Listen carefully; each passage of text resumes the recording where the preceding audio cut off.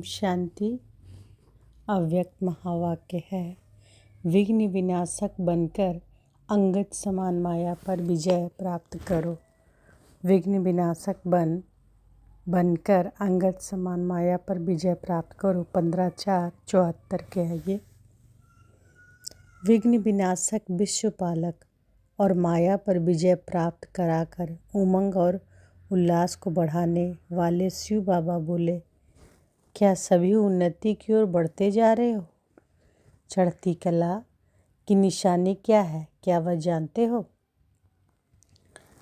सदा लग्न में मग्न और विघ्न विनाशक, यह दोनों निशानियां क्या अनुभव में आ रही है?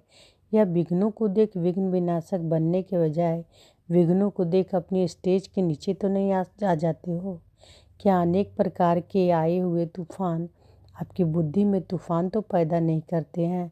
जैसे कोई के द्वारा तोहफा मिलता है तो बुद्धि में हलचल नहीं होती बल्कि उल्लास होता है।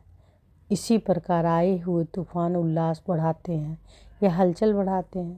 बाबा कहते आए हुए तूफान उल्लास बढ़ाते या हलचल बढ़ाते? अगर तूफान को तूफान समझा तो हलचल होगी, और तोहफा समझा व अनुभव किया तो उससे उल्लास और हिम्मत अधिक बढ़ेगी। यह है चढ़ती कला की निशानी। घबराने के बजाय गहराई में जाकर अनुभव के नए नए रतन इन परीक्षाओं के सागर से प्राप्त करेंगे। तो क्या ऐसे अनुभव करते हो?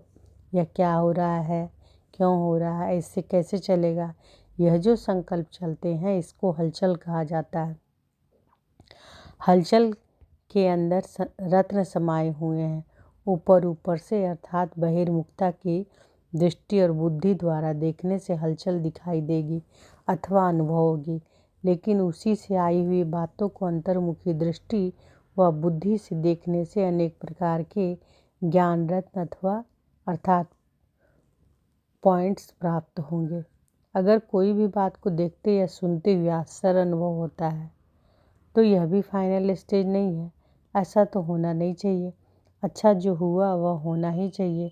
अगर ऐसा संकल्प ड्रामा के होने पर भी उत्पन्न होता है तो इसको भी अंश मात्र की हलचल का रूप कहेंगे।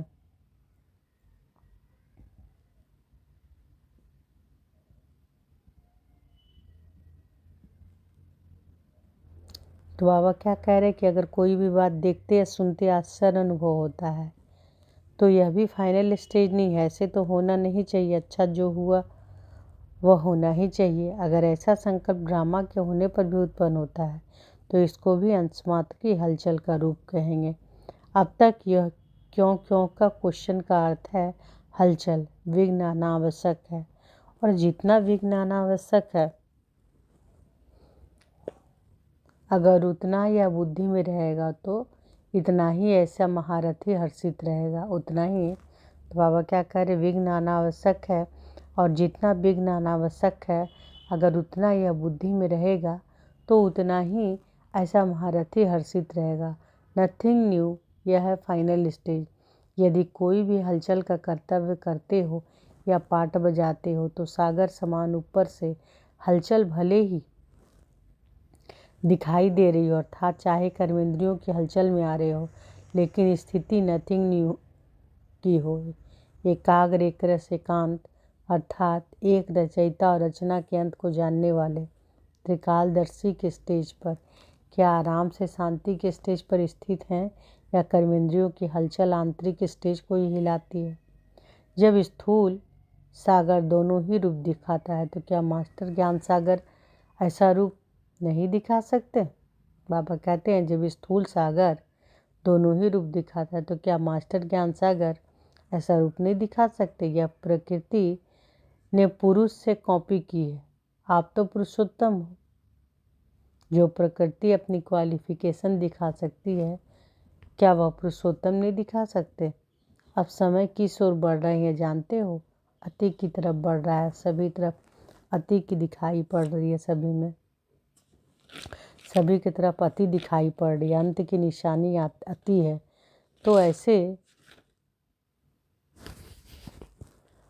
तो जैसे प्रकृति समाप्ति की तरफ अति में जा रही, वैसे ही संपन्न बनने वाली आत्माओं के सामने अब परीक्षाएं व विघ्न अति के रूप में आएंगे। इसलिए आश्चर्य नहीं खाना है कि पहले यह नहीं था अब क्यों है। यह आश्चर्य भी नहीं। फाइनल पेपर में आश्चर्यजनक बातें क्वेश्चन के रूप में आएंगी तब तो पास और फेल हो सकेंगे। ना चाहते हुए तो फाइनल पेपर में आश्चर्यजनक बातें क्वेश्चन के रूप में आएंगी तब तो पास और फेल हो सकेंगे। ना चाहते हुए भी बुद्धि में क्वेश्चन उत्पन्न ना हो, यही तो पेपर है। और है भी 1 सेकंड का पेपर। क्यों का संकल्प चंद्रवंशी की क्यू में लगा देगा। पहले तो सूर्यवंशी का राज्य होगा ना, चंद्रवंशी का नंबर पीछे होगा तो उनका राज्य के तख्त नशीन बनने की क्यू में नंबर आएगा। इसलिए एक रस स्थिति में स्थित होने का अभ्यास निरंतर हो। समस्या के सीट को संभालने नहीं लग जाओ, लेकिन सीट पर से बैठ समस्या का सामना करना। अब तो समस्या सीट की याद दिलाती है। विघ्न आता है तो विशेष योग लगाते हैं और भट्ठी रखते हो ना। इससे सिद्ध होता है कि दुश्मन में शास्त्र की स्मृति दिलाते हैं। इससे सिद्ध होता है कि दुश्मन ही शस्त्र की स्मृति दिलाते हैं, लेकिन स्वतः और सदा स्मृति नहीं रहती। निरंतर योगी हो या अंतर योगी हो,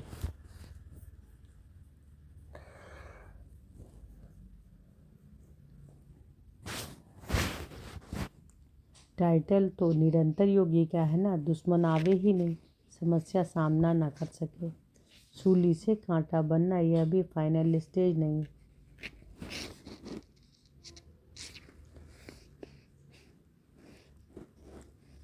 सूली से कांटा बनना यह भी फाइनल स्टेज नहीं। सूली से कांटा बने और कांटे को फिर योगाग्नि से दूर से ही भस्म कर दो। कांटा लगे और फिर निकाल लो, यह फाइनल स्टेज नहीं है। कांटे को अपने संपूर्ण स्टेज से समाप्त कर देना है, यह है फाइनल स्टेज।